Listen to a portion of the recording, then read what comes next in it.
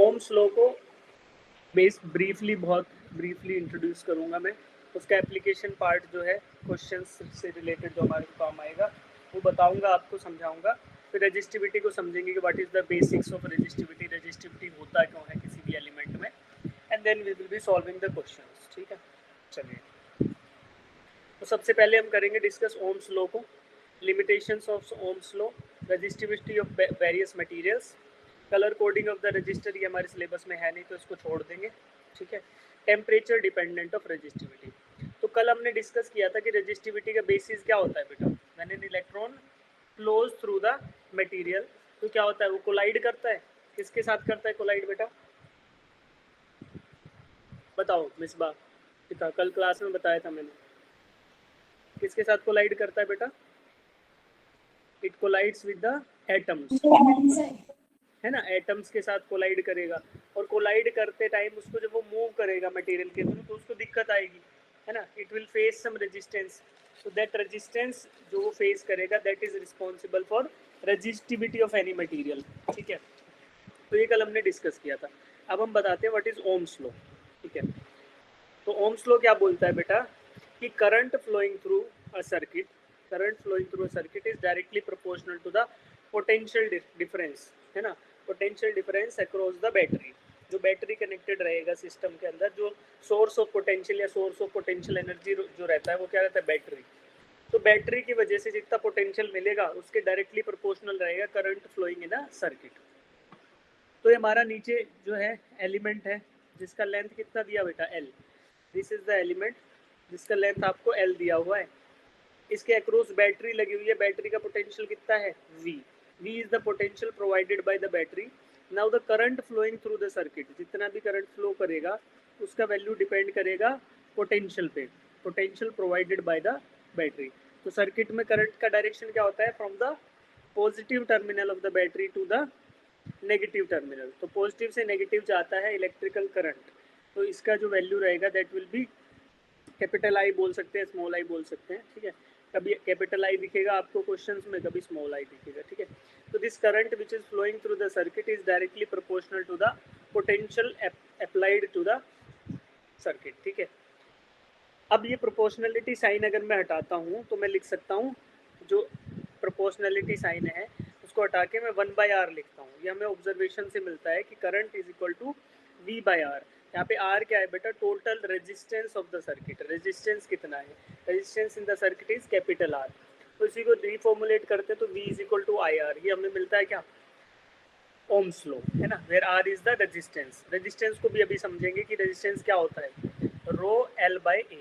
ठीक है, A is the cross sectional area जिससे करंट फ्लो करेगा। अगर क्रॉस सेक्शनल एरिया को हाईलाइट करें हम तो ब्लू से मैं हाईलाइट कर सकता हूँ। This cross sectional area is A और इसका लेंथ जो एलिमेंट का है वो L है, length of the element is L। तो cross sectional area and L are there, और rho is the resistivity of the material, rho is the resistivity of the material of the element. ठीक है, तो rho into L/A हमें मिलता है किसका, किसी भी रेगुलर शेप्ड ज्योमेट्री का जिसका cross sectional area throughout same रहे। तो रो L/A हमें मिलता है रेजिस्टेंस। और ओम्स लॉ क्या बोलता है, V is equal to IR। तो आप ओम्स लॉ के आगे लिख लो V is equal to IR, और रेजिस्टेंस होगा यहाँ पे R, और R की वैल्यू रहती है रो इंटू L/A। किसके लिए रहेगी, जिसका भी cross sectional area throughout same रहेगा, cross sectional area throughout same रहेगा। तो फॉर रेगुलर शेप्स, है ना, रेगुलर शेप्स के लिए एरिया जो रहता है A is constant through out. ठीक है, जैसे सिलेंडर हो गया या क्यूबोइडल हो गया, है ना, तो उसका क्रॉस सेक्शनल एरिया सेम रहता है। अगर आपको बोलूं कि भाई एक स्टार शेप्ड है, ऐसा स्टार शेप्ड कोई वायर है, स्टार कैसे बनेगा यार, है ना, ऐसा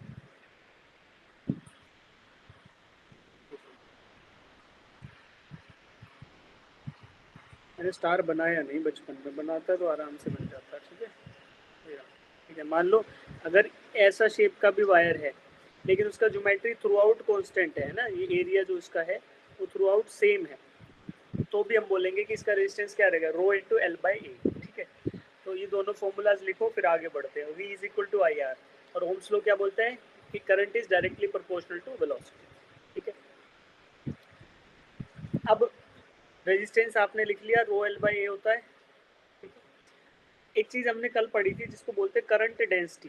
current density J is equal to sigma into, ये कल देखा था। सिग्मा आपका क्या था? Conductivity of the material, electrical conductivity of the material, and E is called as the electric field का इंटेंसिटी। इलेक्ट्रिक फील्ड का intensity was directly proportional to voltage. तो हमने कल एक फॉर्मूला देखा था, E is equal to V by L.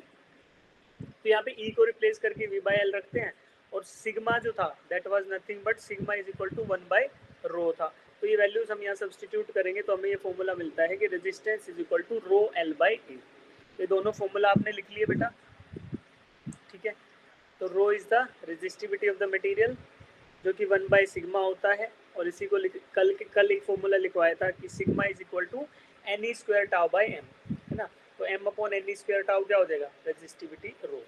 तो resistivity का एक फॉर्मूला ये भी लिख लो कि rho is equal to M upon N E square tau. यहाँ पे एम क्या है बेटा? Mass of the charge carrier, N is the number of free charge carriers, E is the charge on single charge, है ना। Single जो electron होगा generally तो इलेक्ट्रॉन पे चार्ज, और tau is the time period जिसके बीच में वो कोलिजन कर रहा है, time period between two successive collision, है ना।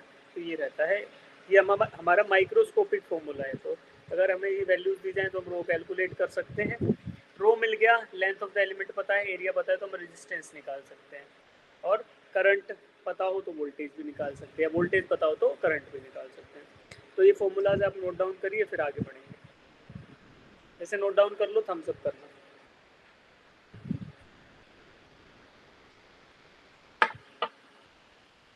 ठीक है,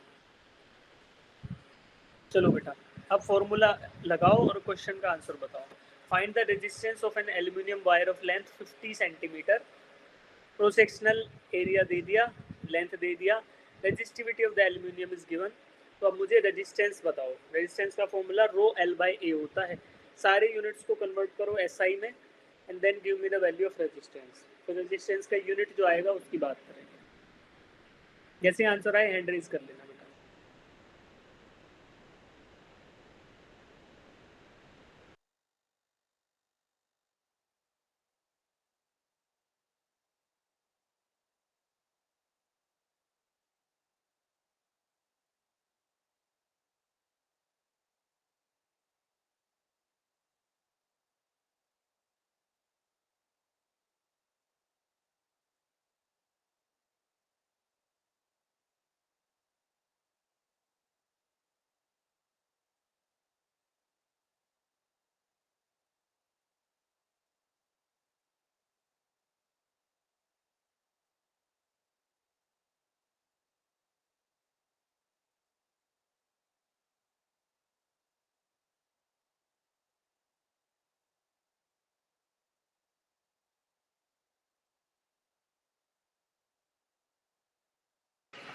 गायत्री बेटा लेट हो गए आने में, है।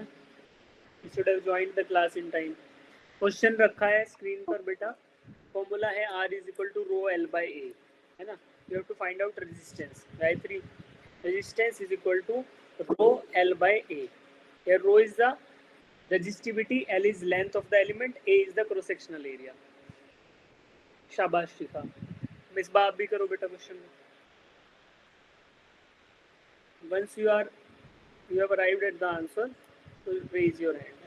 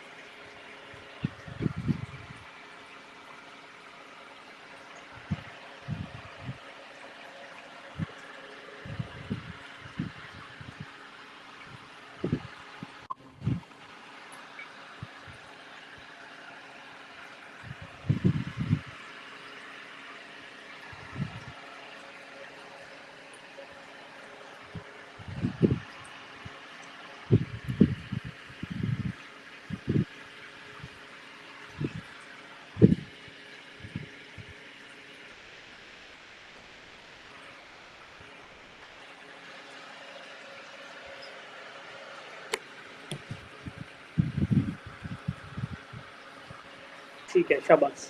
तो बेटा देखो क्या दिया है, find the resistance of an aluminium wire. तो एक एल्यूमिनियम वायर है जिसका क्रॉस सेक्शनल एरिया क्या है बेटा, ए है, and length of the wire is L.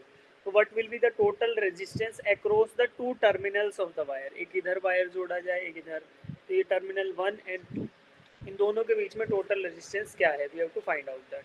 ठीक है, तो रेजिस्टेंस का फॉर्मूला है R is equal to rho L by A. Rho is given, resistivity of the aluminum is given in SI units. ठीक है, L length of the wire is given 50 centimeter, cross sectional area 2 mm square। तो अगर मैं length 50 centimetre को SI में convert करता हूँ तो it will come up as 0.5 metres. ठीक है बेटा, और एरिया 2 mm स्क्वायर है, तो कन्वर्ट इट इनटू SI यानी कि मीटर स्क्वायर में I have to multiply it with 10 to the power -6। तो मेरा L आ गया 0.5 मीटर्स, एरिया आ गया 2 into 10 to the power -6 metre square. Rho already given था, तो rho L by A, rho into L 0.5 divided by A. तो इसको calculate करेंगे तो मेरा आंसर आएगा total resistance across point 1 and 2, ये 2 पॉइंट्स है 1 एंड 2, इनके बीच में टोटल रेजिस्टेंस कितना आएगा, 0.0065 ओम्स, है ना। Ohm is the SI unit, OHM ऐसे लिखते हैं ohm, and this is the SI unit of electrical resistance.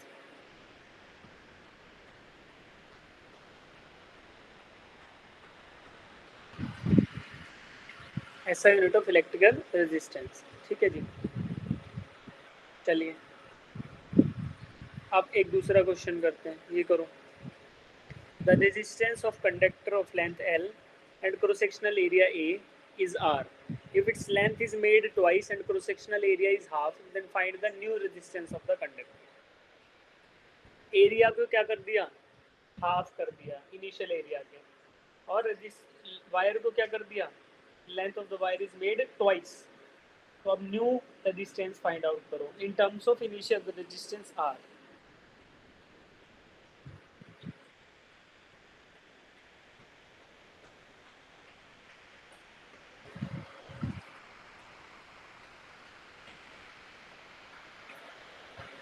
Tanishq बेटा लेट ज्वाइन किया आपने क्लास को, बिकॉज ऑफ नेटवर्क इश्यूज। ठीक है, क्वेश्चन करो आप। The resistance of a conductor of length L and cross sectional area A is R. If its length is made twice and cross sectional area is half, then find the new resistance. तो resistance का formula होता है rho L by A, resistance of a wire of material rho L by A। यहाँ पे rho is the resistivity of the material of the wire, L is the length and A is the cross sectional area of the wire. जैसे answer आए hand raise करना बेटा।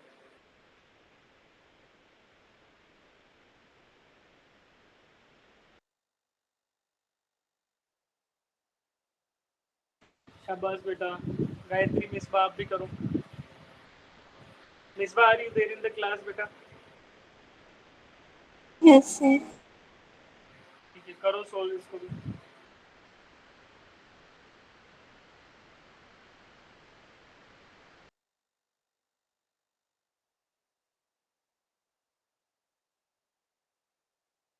क्या है इसका right answer, क्या है बेटा बताओ? 1/4 M R by 2 sir 4R। 4 R. ठीक है, देखो लेट इनिशियल रेजिस्टेंस भी आर, तो इनिशियल रेजिस्टेंस है वो आर है, और हमारे जो लेंथ है, लेंथ जो हो गया इसको बोल दिया मान लो एल डैश, तो कितना हुआ ट्वाइस ऑफ इनिशियल लेंथ, और एरिया को ए डैश बोला तो that is half of the initial area. अब मुझे फॉर्मूला पता है resistance is equal to rho L by A, तो मैं क्या करूँगा बेटा, आर डैश अगर मैं कैलकुलेट करने लगूँ तो R dash will be rho L dash by A dash, और एल डैश क्या है 2 times of initial length, A dash is A by 2, तो उसको रिफॉर्मुलेट करेंगे तो हमारा क्या आएगा, R dash is equal to 4 rho L by A, और आर क्या था रो एल बाई ए। तो हम बोल सकते हैं कि new resistance will B 4 times of initial resistance, that is 4R। ठीक है, तो ये हमारा पहले वायर था जिसका क्रॉस सेक्शनल एरिया ज़्यादा था, थिकर एंड शॉर्टर वायर, और यहाँ पे थिनर एंड लेंथियर वायर। तो मुझे बताओ कि कौन से वायर का रेजिस्टेंस कम है, थिक एंड शॉर्ट या फिर थिन एंड लॉन्गर वायर, बताओ। सर थिन वायर रहेगा तो रेजिस्टेंस ज्यादा रहेगा कि कम रहेगा? ज्यादा। थिन वायर रहेगा तो ज्यादा रहेगा ना, एरिया कम रहेगा थिन वायर का। थिन वायर का एरिया कम रहेगा और रेजिस्टेंस क्या है, R is equal to rho L by A. तो जैसे एरिया कम रहेगा, थिन वायर रहेगा, तो डिनोमिनेटर कम हो रहा है, इसका मतलब आर की वैल्यू बढ़ेगी। हम क्या चाहते हैं, वायर का रेजिस्टेंस ज़्यादा हो कि कम हो? अगर प्रैक्टिकल लाइफ की बात करें तो रेजिस्टेंस कम। कम चाहते हैं कि ज़्यादा? कम। क्योंकि अगर रेजिस्टेंस ज़्यादा होगा कम। तो उसमें पावर लॉसेस होंगे, उसमें एनर्जी खराब होगी, आपकी एनर्जी वेस्ट होगी, है ना? यस बेटा। तो अब मुझे एक चीज़ बताओ, तनिष्क एंड शिखा, मिसबा, गायत्री, जब हम वायर लेते हैं, आपने वायर देखा है, देखा ही होगा यस obviously। सर। तो कॉपर वायर होती है, उसमें क्या आपको ऐसा दिखता है कि यार बहुत सारे वायर होते हैं, थिन वायर, और वो ऐसे कवर्ड रहते हैं पीवीसी कोटिंग के अंदर, यस सर, इंसुलेटेड है। है ना, इंसुलेटेड रहते हैं। तो अब मुझे ये बताओ यार कि ये थिन वायर क्यों होते हैं? अब थिक होता तो ज़्यादा बेहतर नहीं रहता, कम रेजिस्टेंस रहता? Why they are thin? भाई अगर हमें पता है कि रेजिस्टेंस होना चाहिए कम, तो to to minimise the resistance, अगर रेजिस्टेंस को कम होना चाहिए तो हमारे लिए क्या होना चाहिए? The best conditions are for minimum resistance की रेजिस्टिविटी ज़्यादा से ज़्यादा हो, ठीक है, लेंथ लेंथ रेजिस्टिविटी भी कम से कम हो कम। सकती है ना, रेजिस्टिविटी कंडक्टिविटी ज़्यादा हो, तो हमारे पास रेजिस्टिविटी जो है वो कम से कम हो, लेंथ लेंथ भी मिनिमम हो, कम से कम हो, और एरिया कितना हो, एरिया ज़्यादा से ज़्यादा हो। तो अब मुझे बताओ कि फॉर मिनिमम रेजिस्टेंस हमें तीन कंडीशंस चाहिए, तो why these wires are made like this, कि इसमें थिन बहुत सारे वायर्स रहते हैं, थिन वायर, ऐसा क्यों होता है बेटा, वाई इट इज़ डन? कुछ सोचो थोड़ा सा, फिर बताता हूँ मस्त एक चीज़, सोचोगे तो पता चलेगा। कुछ बताओ मुझे, why it is like this, ऐसा होता है ये तो पता है ना, यस सर। है ना? शिखा देखा है ना ऐसा वायर, वायर आगे से छिला हुआ वायर देखा है ना, जिसमें अपने थिन कॉपर स्ट्रैंड्स होते हैं। Yes sir. अच्छा मुझे एक बात बताओ, सुनो, अगर यहाँ पे थिन वायर्स की जगह थिक होता तो क्या वो वायर फ्लेक्सिबल बन पाता?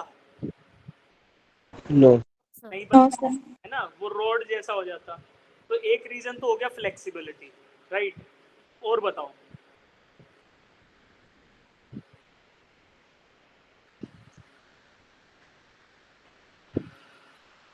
हीट डिसिपेशन ज्यादा एरिया से जल्दी होता है कि कम एरिया से जल्दी होता है? हीट जो जनरेट होता है, मान लो आपने चाय जो रखी है बेटा, चाय को अगर आप ग्लास में डाल के रख दो तो जल्दी ठंडी होगी कि कटोरी में डाल के रख दो तो जल्दी ठंडी होगी? कटोरे में। कटोरी में, क्योंकि उससे एरिया बढ़ गया, क्रॉस सेक्शनल एरिया बढ़ गया, हीट लॉस जहाँ से हो रहा था वो एरिया बढ़ गया, तो जल्दी ठंडी हुई ना चाय। तो ठीक उसी तरीके से वायर हीट हो जाती है ना, वायर पे जब लोड गिरता है, वायर के थ्रू जो करंट जाता है, तो वायर का इंटरनल रेजिस्टेंस होता है, उसकी वजह से क्या होता है, उसकी वजह से वायर क्या हो जाएगी आपकी, हीट हो जाएगी। और वो हीट डिसिपेशन जो है, that heat dissipation is more effectively done through larger area. अरे समझ रहे हो कि नहीं समझ रहे?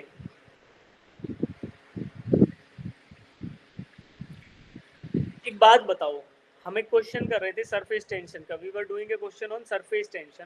तो सरफेस टेंशन के क्वेश्चन के अंदर एक larger droplet was broken down into smaller droplet, तो एरिया इंक्रीज हुआ था कि डिक्रीज हुआ था?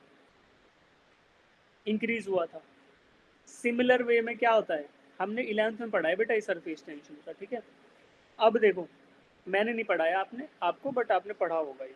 तो सिमिलरली अगर मैं एक थिकर वायर को, if I divide a thicker wire into multiple thinner wires, area of all these thin wire cross sectional area उसको ऐड करोगे and that should be equated to this larger area.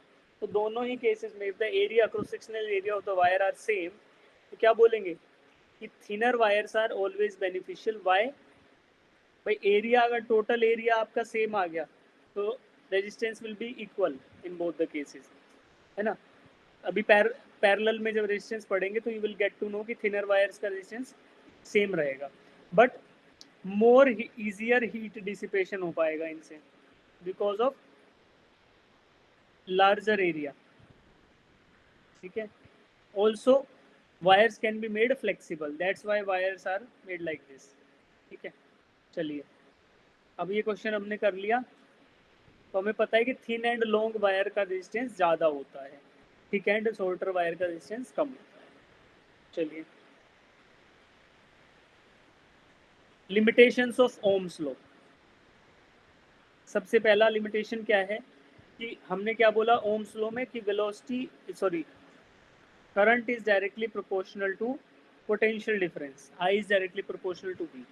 But कभी कभी ऐसा होगा कि current is not proportional to V, कुछ materials में होगा, कुछ केस कंडीशंस होंगी जहाँ पे voltage and current are not directly proportional, so Ohm's law does not discuss about those cases, so it is limitation of Ohm's law. Secondly क्या होगा कि in some materials positive side on VI graph आपको कुछ graph मिलेगा, negative side पे कुछ और मिलेगा, तो दैट इज नॉट सिमेट्रिक।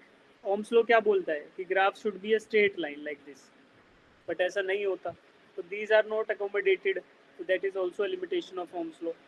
उसके अलावा some materials like gallium arsenide, है ना, तो ये क्या होता है, these materials are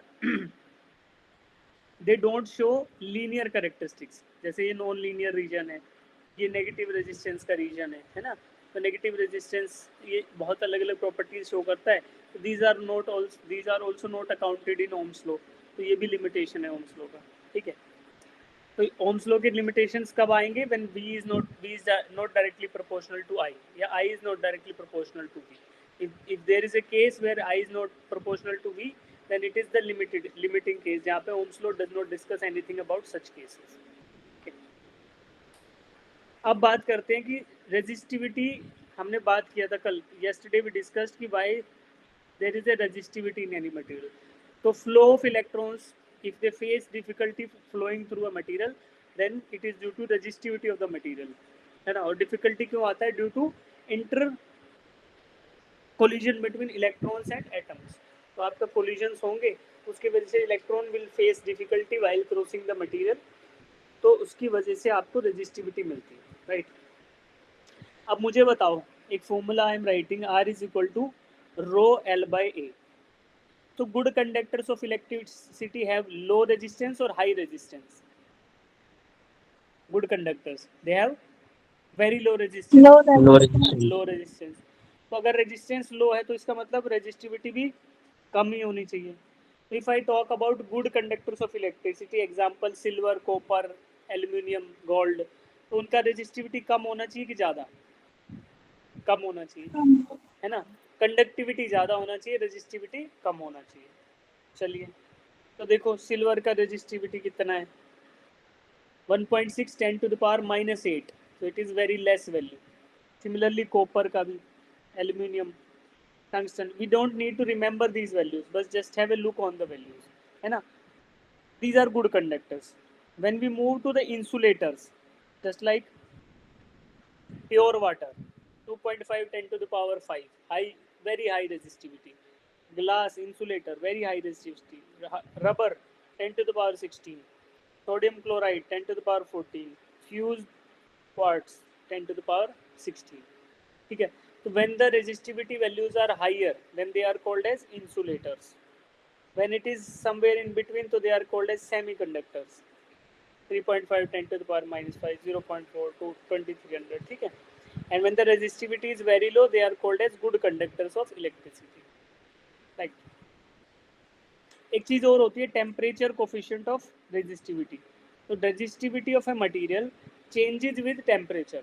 yesterday I told you कि when the temperature is increased, vibration of the molecules, vibration of the atom in solid metals increases, and due to that vibration, electron will face more difficulty while moving through the material. So resistivity increases. As the temperature increases for metals, resistivity increases, right? So these are the coefficients, yeah, these are the values by which, these are the factors by which resistivity will increase. So if the alpha coefficient of resistivity value is positive, then with the temperature, with increase in temperature, resistivity of the material will increase. है ना? These are the alpha values. And if it is negative, just like in case of semiconductor, as the temperature increases, the resistivity decreases. है ना? So these are the negative values. And insulators, they don't show any appreciable increase or decrease with the temperature values. ठीक है? तो यहाँ से आपको temperature coefficient of resistivity के बारे में पता चलता है. कलर कोडिंग ऑफ रजिस्टर ये सिलेबस से हट गया, इसको छोड़ देते हैं. अब वी नो दैट कि रेजिस्टिविटी चेंजेस विद टेम्परेचर, है ना? Resistivity changes with temperature, but how to quantify that? So there is a formula for resistivity change in with temperature, where is rho t. Rho t is equal to rho naught into 1 plus alpha delta t. Here rho t is the resistivity of the material at a given temperature. Rho naught is the resistivity at a reference temperature. Alpha is the temperature coefficient of resistivity, and delta t is the change in temperature, है ना? तो अगर मैं बात करूं, if I give you the value of resistivity at T naught temperature, at T naught resistivity is rho naught, and you need to calculate resistivity at some temperature T. So how to calculate that? Rho T is equal to, यानी कि resistivity at some given temperature is equal to reference resistivity into 1 plus alpha into temperature minus T naught reference temperature. This is how we can calculate the resistivity. Write down this formula, beta. Once we will be solving the questions, so you will get to know how to use this formula. Rho T is equal to rho naught into 1 plus alpha delta T. ठीक है, तो इस formula को हम use करेंगे. एक बार इस formula को रेजिस्टेंस के टर्म्स में भी लिखा जा सकता है.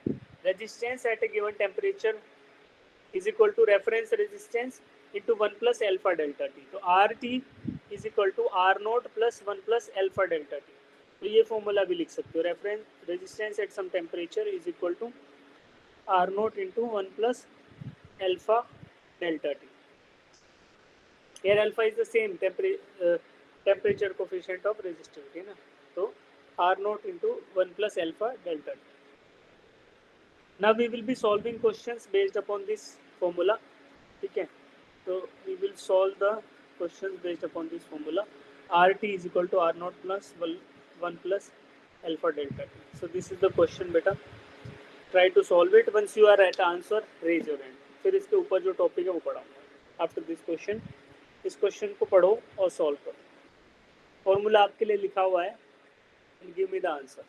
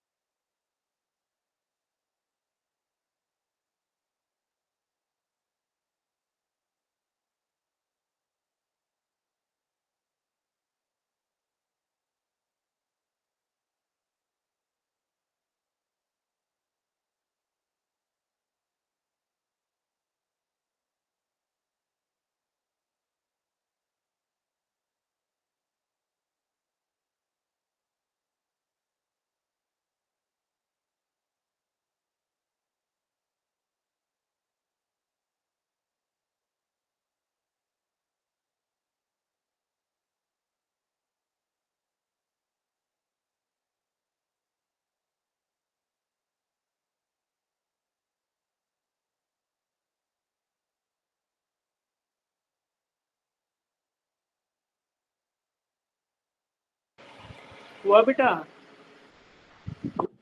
Yes. हाँ, देखो resistance of the platinum wire of a platinum resistance thermometer at ice point is 5 ohms. At steam point it is 5.5 ohms. When the thermometer is inserted in hot bath, the resistance of platinum wire is 5.2 ohms. तो temperature बताना है hot bath का, right? तो platinum wire thermometer है, ठीक है, जैसे हमारा मरकरी थर्मोमीटर होता है, तो उसको हम डिप करते हैं तो we will get some expansion in the mercury. Similarly platinum resistance thermometer जो होता है, when it is dipped in some temperature और when it is placed at different temperatures, तो क्या होता है, resistance of the platinum wire changes.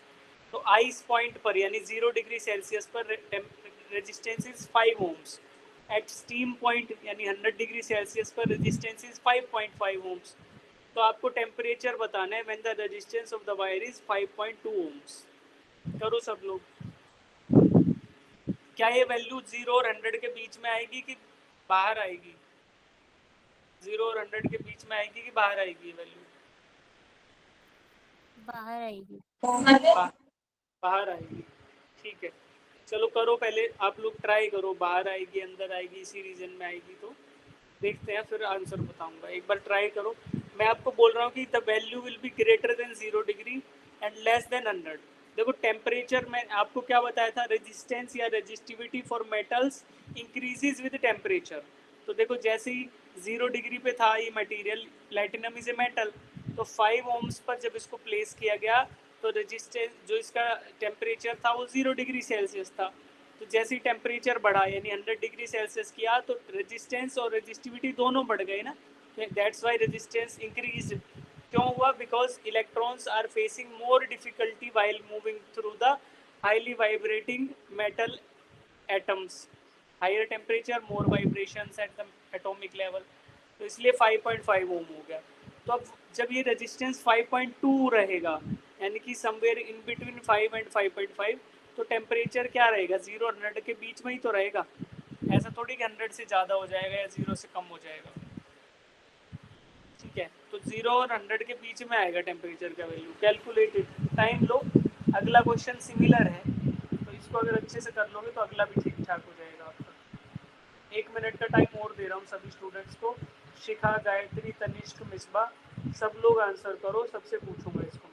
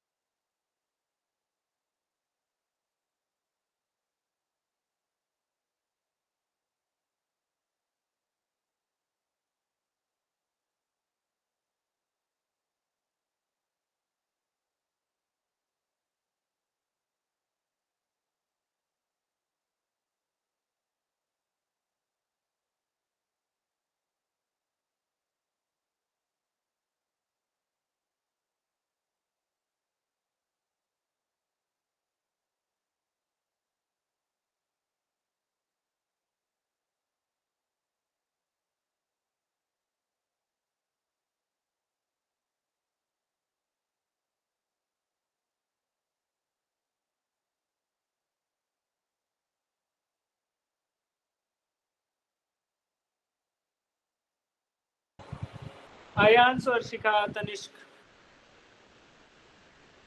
Yes sir. Tanishq आया answer बेटा? Correct. क्या आंसर आया बताओ, व्हाट इज द आंसर? क्या है टेम्परेचर का वैल्यू, क्या है बेटा? 40 डिग्री आया किसी का? 40 डिग्री सेल्सियस? No, sir. 40 आएगा इसका आंसर. एक बार सॉल्यूशन देखो जो आपने स्टेप्स किए और जो यहाँ पे दे रखे हैं. Correct. Read the question, read the solution. एक बार पढ़ो. दो इक्वेशंस हैं, उनको इक्वेट कर दिया मैंने.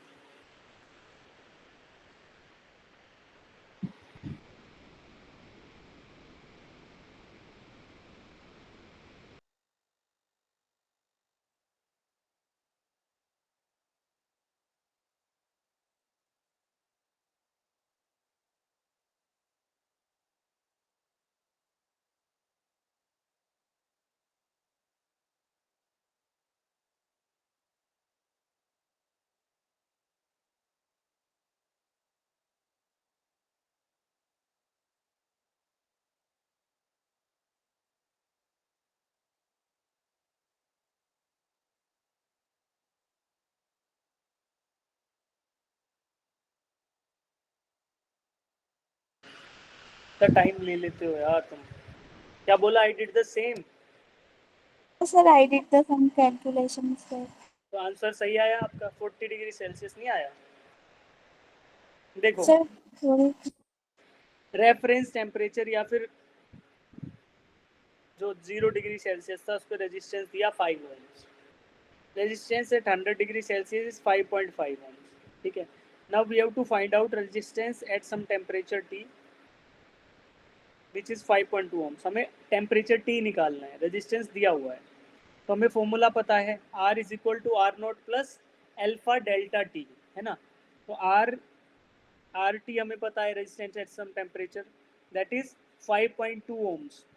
Are naught we need to find out, sorry, हमें आर नोट हमें सब पता है, रेजिस्टेंस का सारा पता है, हमें अल्फा नहीं पता। तो we will find out alpha first, है ना। तो क्या करेंगे बेटा, R T is equal to R naught 1 plus alpha delta T. तो आर टी में रखेंगे आर 100 को, कि we know that temperature resistance at 100 degree Celsius. तो R 100 is equal to R naught जो मेरा 0 डिग्री पे रेजिस्टेंस है, 1 plus alpha delta T, delta कितना 0 से 100, तो 100 माइनस 0। तो जब टेम्परेचर इंक्रीज हुआ 100 degree Celsius, when the temperature increased by 100 degree Celsius, temperature changed from R0 to R100। ठीक है, तो मैंने इसके अल्फा की वैल्यू निकाला, alpha is equal to R100 minus R naught upon 100 R naught. Alpha, this is 100 alpha, ठीक है, and this is r naught. R naught will come into denominator, then alpha will, then 100 will come into denominator. So 100 r naught, this is the value of alpha. There is one more way through which I can calculate alpha, that is using the formula again. RT is equal to R0 1 plus alpha delta T. So now we are placing RT, यानी resistance at temperature, unknown temperature T. तो RT का value हमें already दे रखा है, that is 5.2 ohms, R0 5 ohms divided by T we need to find out, R0 is 5 ohms and this is also equal to alpha using this formula. So I got two equations for alpha, the first one and the second one. I will equate these equations, alpha will be removed and it will come up as R100 minus R0 upon 100 R0 is equal to RT minus R0 upon TR0. So R0 and R0 will cancel out from the denominator. Solving and substituting the values, resistance at 100 is 5.5, resistance at 0 5, denominator 500, 5.2 minus 5 and that is t into 5, ठीक है। तो R note आपका 5 था, on calculating we will get t is equal to 40 degree Celsius. तो अभी इसको एक बार question को समझो आप। इसका डायरेक्ट तरीका बताऊंगा जो कि स्ट्रेट लाइन मेथड है, कि स्ट्रेट लाइन होता है, टेम्परेचर स्केल्स आर लीनियर और यहाँ पे रेजिस्टेंस भी लीनियरली डिपेंड कर रहा है टेम्परेचर पे। तो हम लोग क्या कर सकते थे भाई, कि यहाँ पर 5.5 से बढ़कर जब 5 हुआ, जो रेजिस्टेंस 5 से बढ़कर 5.5 हुआ, तो टेम्परेचर इंक्रीज जो था that is 100 degree Celsius, and when the resistance is 5.2, तो रेजिस्टेंस तो कितना आएगा टेम्परेचर, 40 डिग्री सेल्सियस, है ना। तो डायरेक्टली ऐसे भी कर सकते थे, R plus R naught plus alpha T, R is equal to R naught plus alpha T, ये मेरा इक्वेशन स्ट्रेट लाइन का ही तो इक्वेशन है, तो यही हमने यूज़ किया है बेटा। यहाँ से 40 डिग्री सेल्सियस हमारा टेम्परेचर आ गया। बहुत इजी क्वेश्चन था, फॉर्मूला को 2 बार लगाना था, अल्फा अननोन था, एक बार अल्फा की वैल्यू निकाली, दूसरे इक्वेशन में अल्फा को सब्सटीट्यूट कर दिया, जो वैल्यूज गिवन थी वो डालोगे तो आपको टेम्परेचर टी का वैल्यू मिल जाएगा। ठीक है, अभी चेक करते हैं आपको समझ आया कि नहीं आया, ये समझ आया कि नहीं आया प्रोसेस। तनिष्क, मिसबा, हाँ ठीक है। अब ये चेक करते हैं, दूसरा क्वेश्चन है, इसको सॉल्व करके बताओ। करो, यहाँ पे आपको रेजिस्टेंस निकालना है। Earlier you were expected to find out temperature, now temperature is given but you have to find out resistance। Solve करो, सेम क्वेश्चन है exactly concept wise, but expected value अलग है ना। जैसे ही आंसर आएगा हैंड रेज करना बेटा।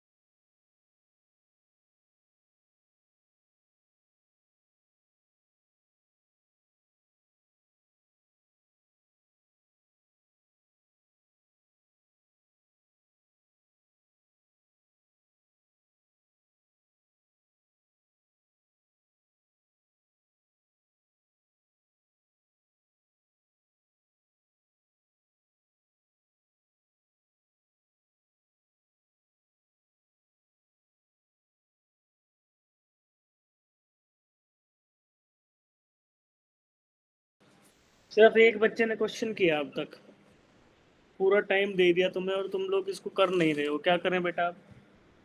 और कब से हो गया? कर दिया। क्या आंसर आया, फाइनल आंसर बताओ। 5.795.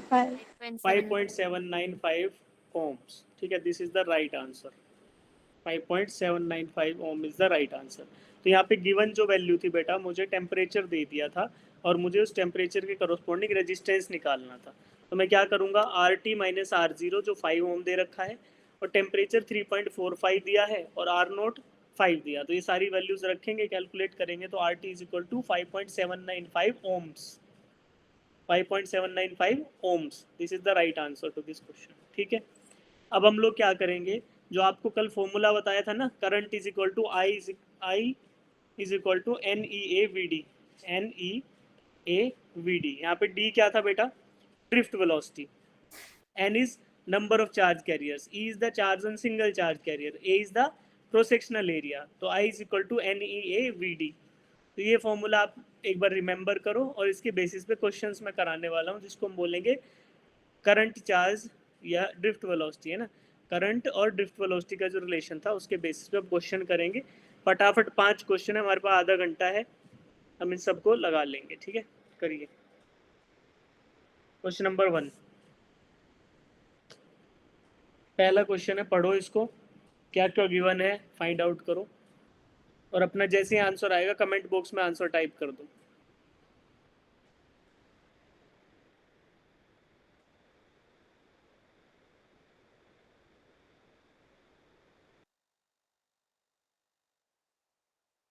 जैसे आंसर आएगा बेटा कमेंट बॉक्स में हमें आंसर टाइप कर देना है, ठीक है। तो फटाफट से आंसर निकालो और कमेंट बॉक्स में आंसर टाइप करो।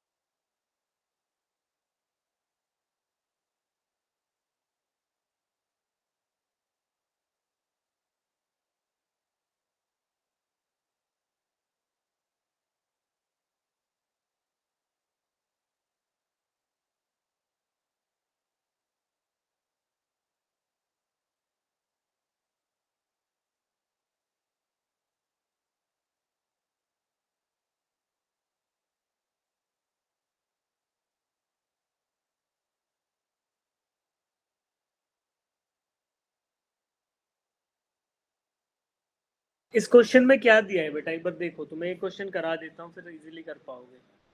ऑप्शन बी आया ना, 9:1। देखो क्या दिया है, copper of wire length 1 metre and radius 1 mm is joined in series with an iron wire of length this and radius this, current is passing through the wire. अब देखो series में जुड़े हुए, सीरीज में जुड़े होने का मतलब क्या होता है बेटा, देखो कि एक वायर जो आपका है ऐसे है और उसके जस्ट सामने दूसरा वायर है, इनका क्रॉस सेक्शनल एरिया अलग अलग है, लेंथ भी अलग अलग है, और अगर सीरीज में जुड़े तो इनके थ्रू जो करंट पास करेगा वो दोनों में सेम रहेगा बेटा, current will be same in both the wires. तो करंट डेंसिटी का जो फॉर्मूला था, करंट डेंसिटी का फॉर्मूला क्या था, J is equal to I by A। तो करंट दोनों में सेम है, एरिया आपको कैलकुलेट करना है और find me the ratios of current density, तो आपको निकालना है J1 बाई J2। तो J1 क्या होगा, I1 current in 1 divided by area of 1 divided by I2 upon A2। तो बेटा I1 और I2 तो सेम है क्योंकि करंट सेम है दोनों में, तो it will become equals to A2 by A1। और A2/A1 को अगर मैं कैलकुलेट करूं तो A2/A1 वायर क्या होते हैं आपके, सर्कुलर को सेक्शन के, है ना। तो A2/A1 की बात करते हैं तो A2 will be pi D2²/4 और A1 will be pi D1²/4। तो यहाँ से आएगा D2²/D1²। तो D2 कितना है डायमीटर 3 mm, D1 आपका 1 mm। तो ये किसके बराबर आएगा 3² डिवाइडेड बाई 1²। तो आपका आंसर आएगा 9/1, यानी कि option number B, D is the right answer. ठीक है, अब क्वेश्चन नंबर 2 करो। 2 में आपको देखो क्या निकालना है, ड्रिफ्ट स्पीड निकालनी है, वीडी। करंट गिवन है, वीडी निकालना है। फॉर्मूला क्या होता है, I is equal to NEA/VD। इसको करो।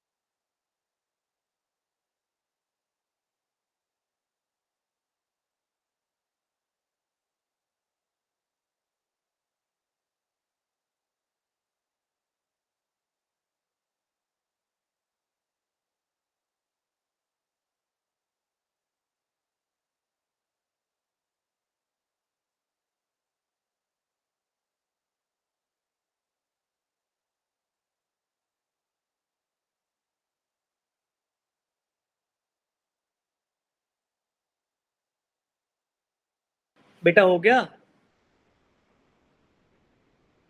क्रॉस सेक्शनल एरिया देखो 1 सेंटीमीटर स्क्वायर दे रखा है। चार्ज कैरियर्स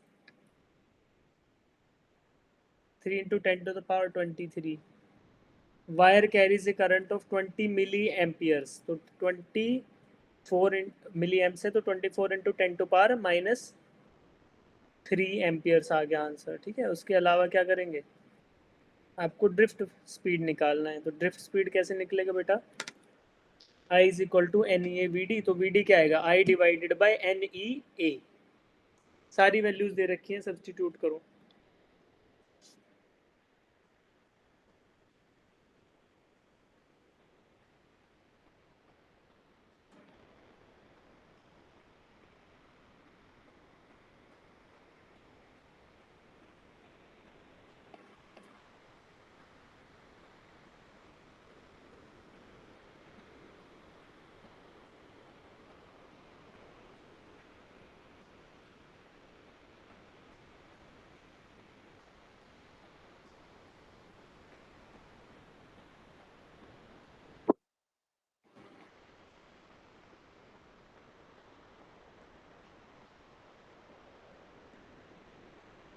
E का वैल्यू क्या है 1.6 × 10⁻⁻19 और VD आपको निकालना है। एरिया आपको गिवन है 1 सेंटीमीटर स्क्वायर। तो सेंटीमीटर स्क्वायर को जो आप मीटर स्क्वायर में कन्वर्ट करोगे तो क्या आएगा 10⁻⁻4, है ना। तो ये वैल्यूज कैलकुलेट करो तो क्या आंसर आएगा बेटा आपका।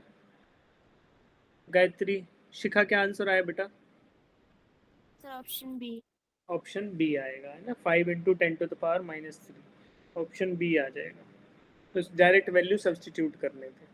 ठीक है, अब क्वेश्चन नंबर 3 इजियर है, बहुत इजी। क्वेश्चन नंबर 3 को एक बार देखो। ड्रिफ्ट स्पीड का फॉर्मूला लिखो। ड्रिफ्ट स्पीड क्या था, VD in terms of current क्या था, I/NEA। इस फॉर्मूला को देखो और फिर मुझे करेक्ट आंसर बताओ। कमेंट बॉक्स में टाइप कर दो करेक्ट आंसर जो आएगा।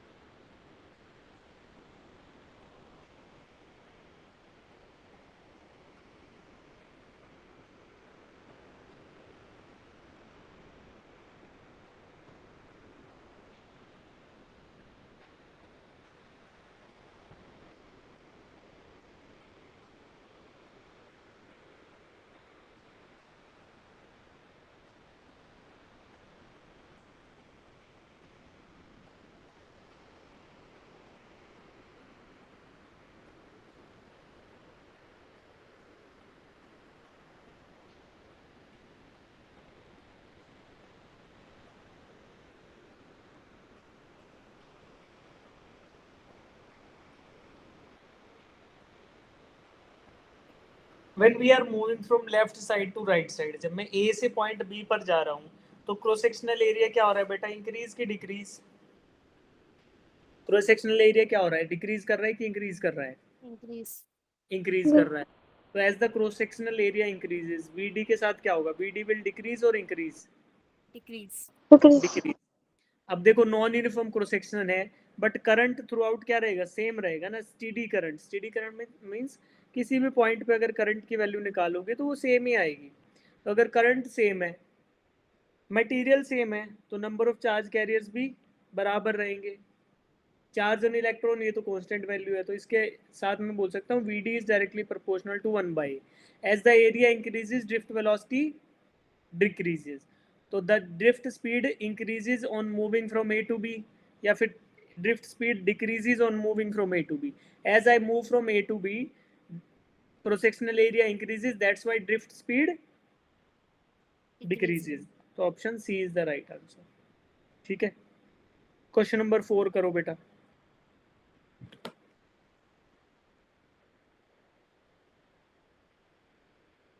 जैसे आंसर आएगा कमेंट बॉक्स में आंसर डाल देना।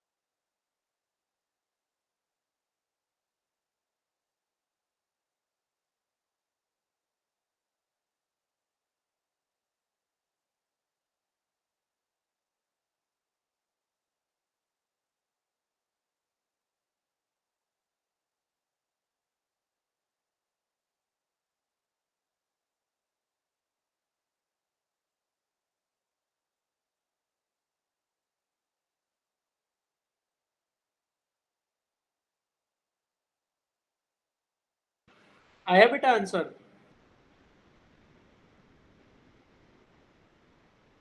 देखो, in a wire of circular cross section with radius r, 3 electrons travel with a drift velocity v when a current I flows through the wire. ठीक है, what is the current in another wire of the half radius and same material? तो drift velocity 2v है उसमें। ठीक है, तो आपको बताना है करंट इन सेकंड वायर जहाँ पे रेडियस है वो सेम है and half, sorry radius half है और मटेरियल सेम है। Material same means N value, यानी कि फ्री चार्ज कैरियर्स का वैल्यू सेम रहेगा। Same material means N will be same in both the wires.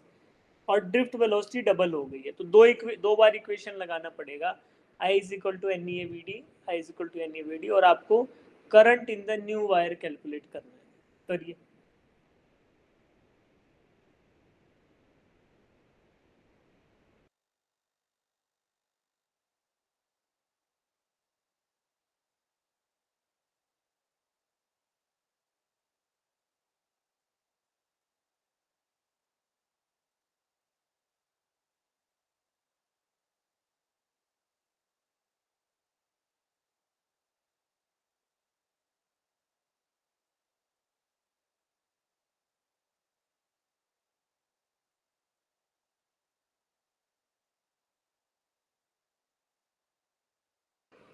आगे आंसर शिखा?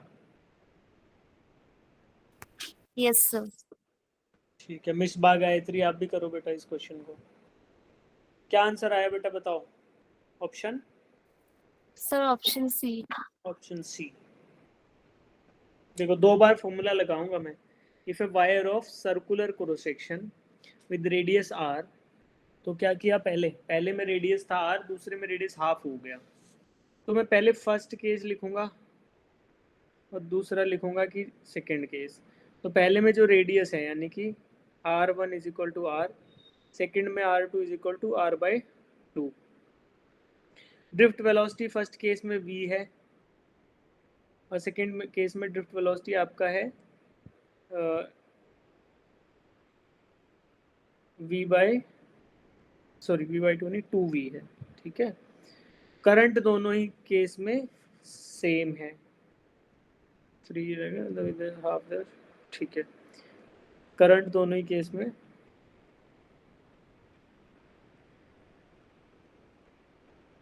अच्छा करंट दोनों केस में निकालना है। फर्स्ट केस में आई है, सेकंड केस में मुझे निकालना है, और मटेरियल सेम है तो यहाँ पे n1 is equal to n, n2 is equal to also n, दोनों ही केसेस में सेम है। अब देखो फॉर्मूला लगाएंगे बेटा, इसका फॉर्मूला लगाएंगे ड्रिफ्ट वेलोसिटी का। ये क्या है, vd क्या होता है, आई अपॉन एन ई ए। ठीक है, तो पहले फर्स्ट का एरिया निकालना चाहूँ तो एरिया 1 क्या आएगा, that will be pi R square, और एरिया ऑफ सेकेंड जो आएगा A2 वो क्या आएगा, pi R by two whole square, तो that is pi R square by 4। ठीक है, अब लिखते हैं VD1 आई अपॉन एन ई ए कितना है, पाई आर स्क्वायर। ठीक है, और VD2 क्या है, VD2 इसमें वैल्यूज डालते हैं तो हमारा I2 हमें नहीं पता, we need to find out this. I2 upon N E, N same इसलिए रहा क्योंकि मटेरियल सेम था, ई इंटू एरिया आपका है पाई आर स्क्वायर बाई 4, तो ऊपर चला जाएगा 4I2। ठीक है, अब देखो क्वेश्चन में गिवन है कि सेकंड केस में जो ड्रिफ्ट वेलोसिटी है वो 2 टाइम्स ऑफ v है, यानी कि VD2 is equal to 2 times of VD1। ठीक है, तो मैं क्या करूँगा बेटा, मैं जो वैल्यूज़ आई है मेरी VD2 की, यानी कि 4I2 divided by N E pi R square, इसको इक्वेट कर दूंगा 2 टाइम्स ऑफ VD1 जो कि मेरा I1 by N E pi R square है। तो देखो दोनों में न्यूमरेटर तो सेम है, काट दिया मैंने, तो मुझे क्या मिलेगा यहाँ से कि I2 is equal to I1 by two, तो I2 is equal to I1 by two, और I1 क्या था, I के बराबर, तो यानी कि ऑप्शन सी हमारा सही आएगा। फिर option C is the right answer, कि current in the case 2 will be half of the current in the first case. ठीक है, और इजीली भी कर सकते थे, बट मैंने आपको जेनरिक वैल्यूज लिख के बता दिया इसको, ताकि अगर इस तरीके के क्वेश्चन आए अगर प्रॉब्लम आता है, जैसे मिस गायत्री को आ रहा था, तो ऐसे लिख लो और V1 V2 ऐसे निकाल के फिर इक्वेट करके देख लो कि हाँ वैल्यू आ रही है। ठीक है, अब लास्ट क्वेश्चन है, इसको करो, question number 5। A current I is passing through a wire having two sections P and Q of uniform diameter d and d by 2 respectively. If the mean drift velocity of electron in section P and Q is denoted by Vp and Vq respectively, then find the relation between Vp and Vq. ठीक है, तो क्या है, एक wire है जिसके 2 sections हैं, एक डायमीटर d का सेक्शन है, इसके जस्ट आगे d/2 डायमीटर का सेक्शन है। They are connected in series, तो पहला वाला P है, दूसरा वाला Q है, तो current through them will be same. भाई करंट की वैल्यू बात करें तो current will be equal in both the wires, because since they are connected in series, तो they are section of the same wire, तो current same रहेगा। अब give me the relation between drift velocity through P and drift velocity through Q। Diameter of section P is d/2, diameter of section Q is, sorry, diameter of section P is d, diameter of section Q is d by 2। तो आपको area निकालना है, पहले area निकाल के और values calculate करो, आई की वैल्यू को इक्वेट कर दो, यानी कि आई will be same in both the cases. तो पहले वाले में से आई क्या होता है, NeABD, सेम मटेरियल है, NeA, ये आपका एरिया जो आएगा वो आएगा pi d square by 4 into V D drift velocity through P is equal to NE, area of second one जो आएगा आपका आएगा pi d by 2 whole square by 4, ठीक है, into drift velocity through Q. अब जो वैल्यूज कट रही हैं उनको काट दो, NE पाई कट गया, पाई कट गया, ठीक है। अब इसको थोड़ा और सिंप्लीफाई करते हैं, d square by 4 into V P is equal to d square by 16 into V Q. D square भी कैंसिल आउट हो जाएगा बेटा, ये 4 1 जा 4, 4 4 जा 16, तो V P is equal to